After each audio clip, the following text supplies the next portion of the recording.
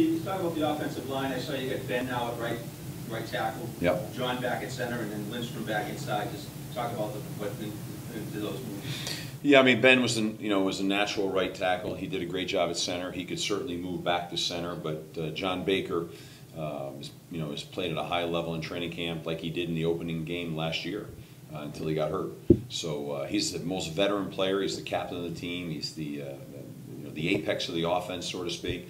And Ben's a natural right tackle, so he's spent most of the camp there. He's taken certainly a number of center reps. And Alec Lindstrom has just emerged in training camp as a guy that we really feel was a real up-and-coming player for us.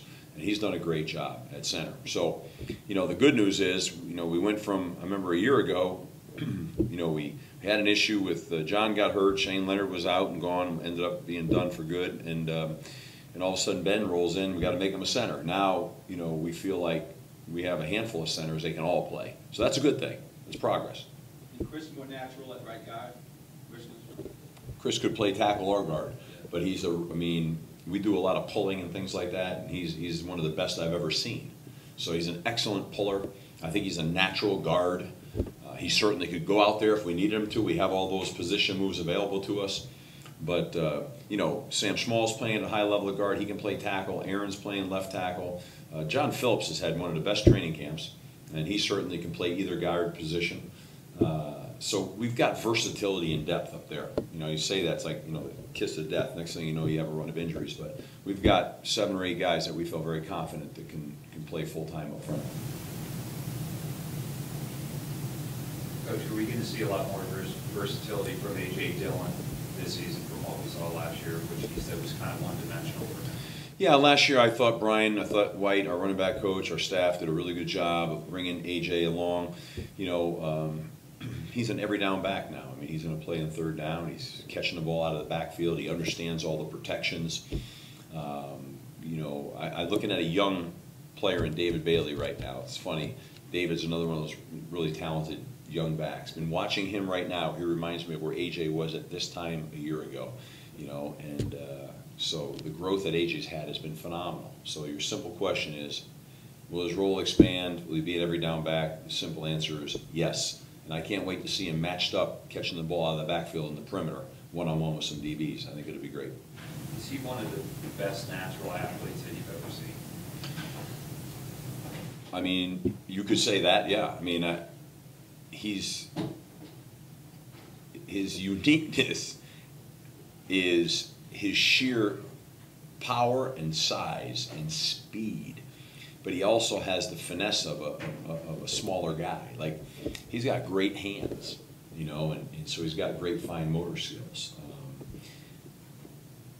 He is in terms of big, powerful men, yes. I mean, but you don't want to compare A.J. to a wide receiver.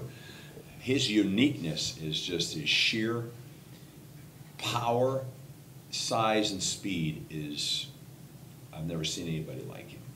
I mean, he's unique, very unique. And then he can make you miss in the hole on top of it all, So he's a different kind of guy. He's a special guy.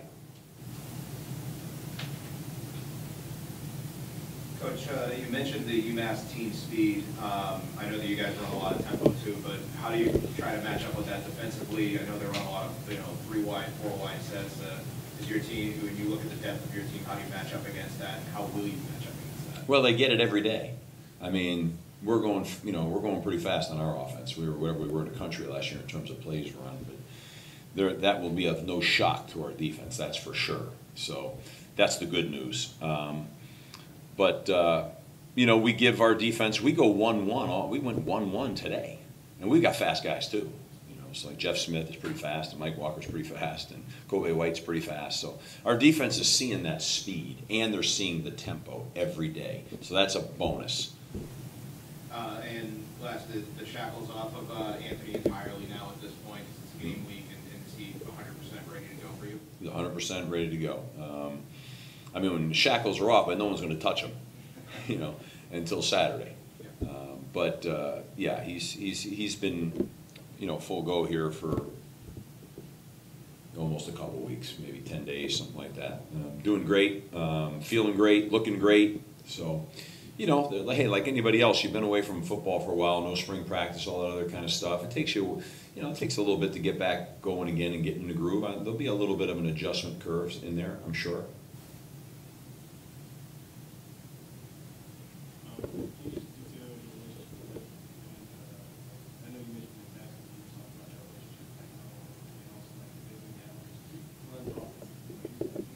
Yeah.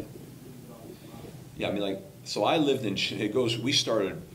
I was the head coach at Cheshire High School, lived in Cheshire. He lived in Cheshire. He's the head coach at New Haven. And we used to go to, I saw him all the time. He'd come over, see me all the time, and then we used to have these New Haven Football Foundation dinners on Thursday nights during the season. I'd see him there. So I got to know Mark really good. You know, Whip's a great guy. Always liked him, always respected him. He's a really good offensive mind. I've talked to him even in my history on different job opportunities. And so I know him well, and I think the world of him. He's a heck of a football coach, and he has built an outstanding program. He's gone in there twice, you know, once before, and then come back, and he's doing it now at the 1A level. And based on what I saw the other night, this is surely his best team as well at UMass, you know, in this second return. And he's put together a lot of talent. He understands how to attack defenses, you know, as the play caller. So he's a very accomplished guy, a pro, and his team's playing, looks and is playing like a well-coached football team. I know you can talk a little bit about it too, but, you know, that offense, like what they do is throw numbers, like they attract the schools. Yeah. Like I know there's a lot of teams that said, like they try to score. Yeah, yeah. I mean, you know, he's going to throw the ball down the field. I mean, they were 17th in the country last year, you know, in throwing. I mean, he wants to put it down the field. He's going to. I always felt like Mark was a guy that was a gambler, like, you know, in terms of, you know, he's going to take his shots. I mean, and you know, they're going to have trick plays. They're going to take their shots down the field. They're going to push the tempo. He's still, you know, he still believes in the run game too, but he's got the weapons right now. The kid Isabella is a real fast guy, change of direction, speed guy. I think it's Porter is the other guy who's an excellent guy. Palmer, I'm sorry. And so they have the weapons. They have a returning offensive line that has a fair amount of career starts, and they've got good size. I mean, when you see them take the field, those are, you know, both tackles, one 6'4", the other 6'6". They look the part, and they have a running back that I think is a very good running back. So I mean, they've got the pieces. Receiver, the quarterback is highly accurate. Very accurate forward thrower. We recruited him here. I know Ford well. He actually went to Virginia Tech, and Scott had him at Virginia Tech. So he's a really good player. So they've got weapons. It's like, you know, if you got the horses and the weapons, you can do some things. You know, if you don't, maybe it's a little harder. But they've got them. Sort of hitting on that same topic with their passing game. It seemed like they were very successful with their shallow crossers with their speed guys. Yep. How difficult is it to defend the horizontal part of their passing game in addition to their ability to go deep? Well, the passing game is very similar to ours right now. You know, they want to create runners, and yet they have the ability to hit you deep. You know, I think you better get some shots on the quarterback. You better disrupt the quarterback, and that's hard to do sometimes when the ball's out of your hands real quick. And then you got to have the ability to mix your coverages. You got to be able to play man and zone and mix it up. You know, we can run a little bit in the back end, so we'll be able to do some different things there. But without a doubt, you know, we have our full attention on the speed that they have at the receiver position and the ability to stretch the field. Coach, you mentioned Andy Isabella is looking like a really elite wide receiver for UMass. With both of your starting corners being lost in the NFL draft, are you excited for him to have a real kind of tough test in his first game as a starter this year? Yeah, I mean, Hamp's a heck of a player. Hamp's a proven player in ACC competition. He played a bunch of snaps last year, and he had maybe one of the best camps to anybody. He's playing at a high level. You're talking about Hamp can flat run now. I mean, he is a fast guy. He's got great anticipation on the ball. So yeah, I'm looking forward to watching Hamp play, and Lucas and Marcus and Taj. And, I mean, these guys, they've all been in the fire. I mean, it'll be great for them to match up against what I think are two really outstanding receivers. You talked about how they're returning quarterback, running backs, wide receivers, offensive line. Yeah. Do you see any similarities between your program and theirs, just in terms of returning talent? Well, yeah, I mean, I think anytime you have, a bunch of guys coming back, you got veterans coming back, I think, you have guys that have been in the fire before, and on top of that, they had a chance to play a game. We didn't. And I think that's a good advantage to get one under your belt. No matter who you play against, that's a good thing. No matter where, who, what, opening day sometimes can bring about some malfunctions. And you're hoping that that doesn't happen. But opening day has a tendency to be, they talk about your most growth is in your first 2 to 3 games of your year. Well, there's a reason for that. So, one of the things we're trying to do is get as best game tempo as we can today, which we practiced and got that accomplished because we did not have a game on Saturday. And I think that that's something, obviously if you have a game and you have a bunch of injuries, maybe that's not so good. But if you have a game and you come out healthy and you get that game under your belt, I think it gives you a chance to work out some of the kinks a little bit because there's nothing like being in the game, nothing like it. No matter what you do in practice, you can't quite resemble a true game.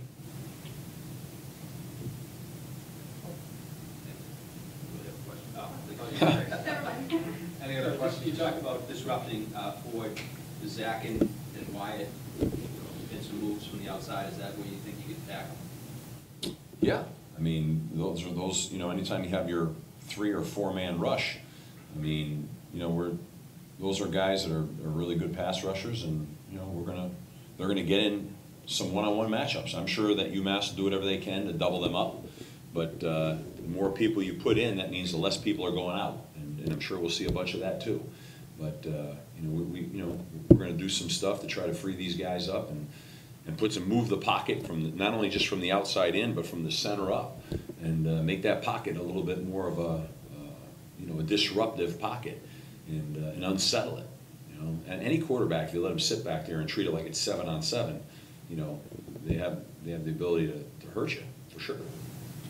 Coach, just a little about the energy level of the team. I know coming down at the end of camp, you kind of had the dog days of camp. I know you mentioned it, but what's it been like, jumping back in, finally having a game week and having some preparation for an opponent that's not your teammate?